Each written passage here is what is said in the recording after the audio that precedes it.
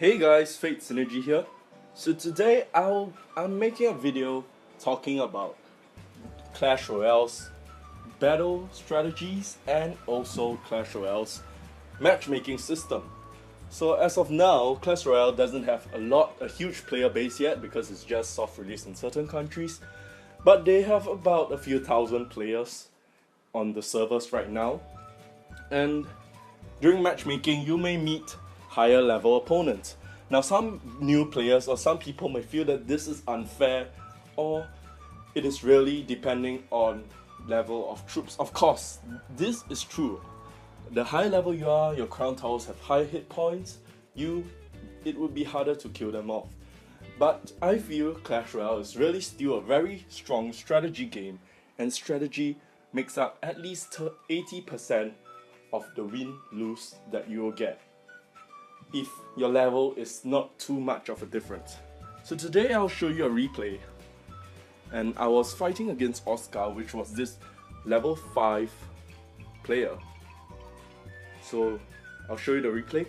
So when the game first started out, I saw he was level 5, I gave him some taunts, he gave some taunts, and I set out the Goblin Hut on the left hand side to maybe provide some firepower if I were to push on the left hand side. So at this point in time, he decided to fireball my Goblin Hut and he dropped a giant right there. So I'll pause the video right now. So against strong high hit point troops like giants, there are a few ways to tackle them. One way is to use a horde of minions, like maybe skeletons, which will crowd the giant out, or using high damaging units like musketeers, or even flying troops like minions, which will take out the giant easily. So of course, when you are using skeletons, you must always be aware if the opponent has any arrows which will counter it immediately.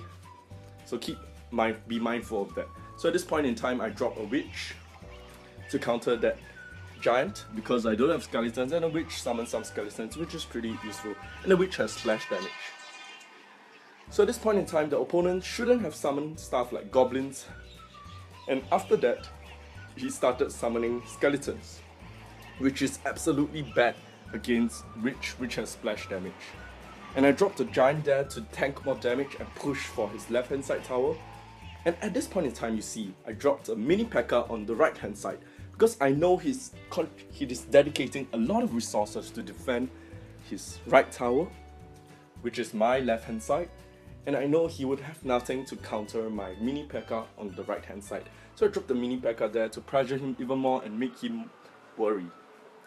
So I'll continue the replay. So I dropped a few more spear goblins on the left hand side to pressure the tower even more.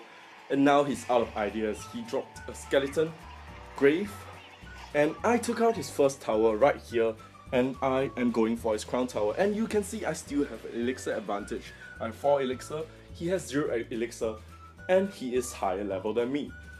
So strategy is really important. So let's just see how the battle plays out. So he dropped a prince there, which was taken out easily by my dragon and the spear goblins. And as you can see, the witch that I dropped very early on in the game provided a ton of firepower, and it's surviving even now. And the dragon, the spear goblins are doing a ton of damage, and at this point in time, I was just like, well, I think I got this game right. So I dropped a Goblin Hut and he dropped a fireball, which was a good counter, but it was too late. Now I got arrows in my hands. I dropped another giant there just to get a few more hits off and protect my Goblin Hut, and the arrows should finish him off. So I didn't even have to go for the right channel and attack his right channel, and I could have done that and easily taken it out. So I was pretty happy with this attack, and I gave him a good game. So with this replay, I would like to just try to emphasize that level is not the deciding factor whether you win or lose. It's whether how you counter each other's cards, how you decide to attack, when to give up your towers, when to switch strategies, when to move to the other tower, when to save up your elixir. And of course there are a lot more things I could talk about, but these are the basic concepts in Clash Royale that you guys need to know right now. So hope you guys enjoyed this video.